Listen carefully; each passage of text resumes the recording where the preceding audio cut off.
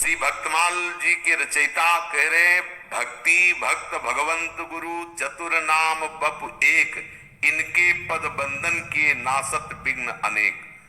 अजहू सोच विचार के गए भक्तन पद ओट, हरि कृपाल सब पाछली क्षम है तेरी खोट। भक्त का आश्रय, जैसे आप घर से निकल रहे हो, सावधान समझना, और 5 भक्त का स्मरण कर लिया, जय हरिवंश महाप्रभु की जय, स्वामी हरिदास जी की जय, हरिराम व्यास जी की जय, रूप जी की जय, सनातन जी की जय, चल दिए। बाल बाका हो जाए तो वे बताना।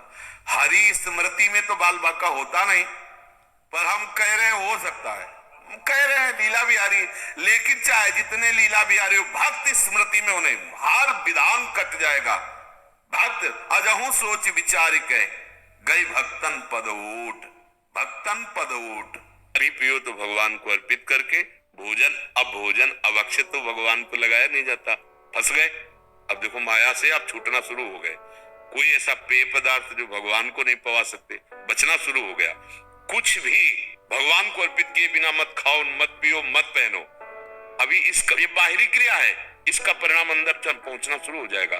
प्रसाद आपकी वृत्ति को पवित्र करने लगेगा। जैसे चरणामृत है, भगवान का उच्छिष्टामृत है, प्रसादी वस्त्र है, इनसे पाप नष्ट होते हैं। और अगर हम नहीं भोग लगाते तो यही पाप खाते हैं। गीता जी भगवान नहीं कह रहे, वो हमारी बुद्धि को भ्रष्ट करता है। और नाम जप शुरू कर दीजिए, और जो कर्म कर रहे हो, किसानी, व्यापार, जो भी, वो 2-2 घंटे, 4-4 घंटे का सब समय निकालो। 4 घंटे हो गए, हे श्री कृष्ण, 4 घंटे में जो भी कर्म किया यत करोषि, वो आपको कृष्णार्पणम मस्तु। आप इस नाम को जपोगे, हृदय पवित्र होगा ना, तो आपके अंदर ये बात आ जाएगी, नहीं नहीं मर जाऊं पर नहीं खाऊंगा, ये प्रोग्रेस हो रही। फिर आपके अंदर आएगा मंत्र मुझे मिले, फिर वो मंत्र मिले, ये प्रोग्रेस है। जब तक मलिनता है तब तक आप खा रहे हो। अब हमारे आगे रख दिया जाए कि तो हम मरना स्वीकार कर लेंगे, आज नहीं तो कल मरना ही है, हम ये तो नहीं पा सकते, नहीं पा सकते, नहीं पा सकते।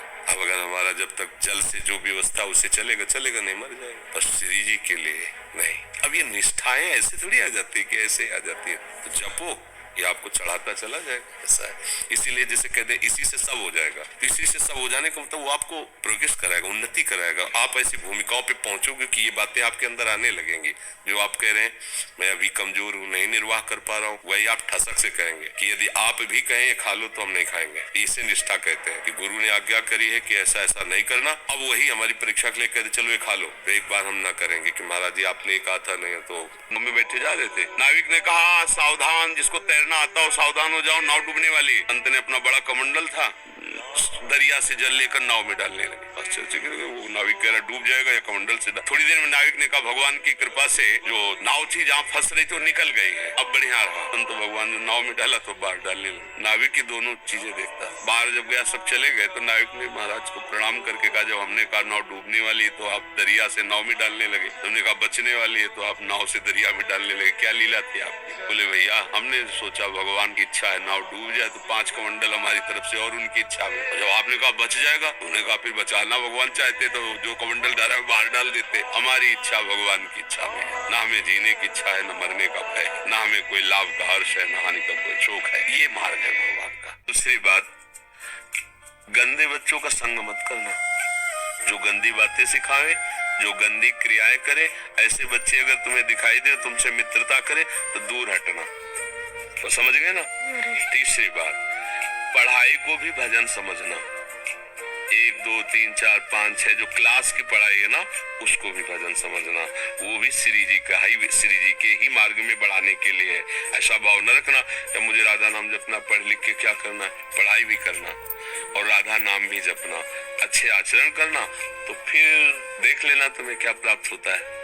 दूसरी स्कूल जाता था, 3 किलोमीटर स्कूल दूर था। कुछ दिन के बाद देखा है कि मोटरसाइकिल से धर से निकल गया, पैर भी नहीं मारना पड़ता, साइकिल में तो मेहनत लगती। साइकिल खड़ी कर दी, बोले पापा हमें एक मोटरसाइकिल चाहिए तब स्कूल जाएंगे। बेचारे ने बड़ी व्यवस्था करके मोटरसाइकिल खरीदी। अब स्कूल जाने में मोटरसाइकिल से जाता। एक दिन वर्षा हो रही थी, आंधी चल रही थी, बगल से देखा बंद शीशा की कार एकदम घूम से निकल गई। लौट के आया, बोला पापा मोटरसाइकिल रखी, आज से तो हम मोटर कार खरीद बेच के खेती वेती। चलो बोलूं लड़का अकेला कार में जाने लगा। एक दिन जाम में कार फंस गई, ऊपर से देखा हेलीकॉप्टर निकल गया। बोले पापा कार तो जाम में फंस जाती, हेलीकॉप्टर उतारा, जूता 10-5 जूते मारे और तो कार भी बेच दी, का पैदल जाओ। समझे? वासना की कभी पूर्ति कर ही नहीं सकते, ना अपनी ना दूसरों की। ये वासना तुरसा की तरह मुंह फैलाती चली जाएगी, चाहे जितना आप कर लो, कभी तृप्ति होने वाली नहीं। करके देख, प्रभाव हम पर पड़ रहा है ना, तो हम किसी के अभिनय करने वाले के अंग प्रत्यंग को देख रहे हैं और वो कामुक होकर कोई काम चेष्टा कर रहा है या कोई ऐसा,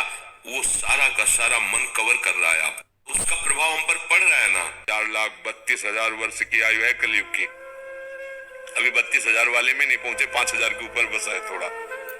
4 लाख है, लाख पार होने तो फिर देखना, जैसे जंगल में नहीं मचा रहा था जो जोरदार, वही मार के खा गया। ऐसा भाव भ्रष्टाचारा सब संसारा, धर्म सुने नहीं काना, ये जो प्रवचन कर रहे हैं ना, मुंह बंद कर दिया जाएगा। आगे समय आएगा तुम बोल नहीं सकते, नहीं बोल सकते।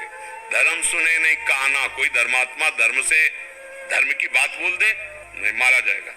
ऐसा समय आएगा।